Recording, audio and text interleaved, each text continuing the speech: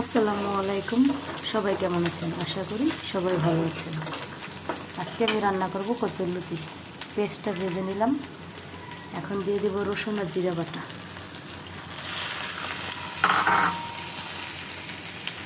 যারা কচুরলতি মুখ চুলকা বলে খেতে চান না তাদের জন্য ভিডিওটি। কচুরলতি সিদ্ধ করার কোনো প্রয়োজন নেই। রসুন আদা জিরা বেটে দিলে একদমই মুখ চুলকাবে না। এতে কোনো টক দেওয়ার প্রয়োজন নেই। আমি যেভাবে রান্না করতেছি ওভাবে রান্না করে খেয়ে ফেলবেন, একদম মুখ চুলকাবে না। মশলাটা ভাজা হয়ে গেছে, এখন দিয়ে দেব অল্প কিছু পানি। এখন দিয়ে দেব হলুদ, যেহেতু কাঁচামরিচ আছে মরিচের গুঁড়া অল্প করে দিব, সাথে দিয়ে দেব লবণ। মশলাটা একদম ভাজা হয়ে গেছে, এখন দিয়ে দেব কচুরলতি।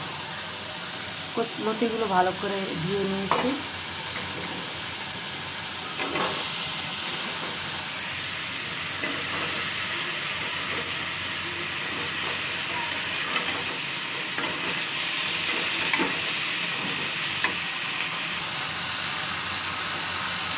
এবার অল্প পরিমাণ পানি দিয়ে দেব।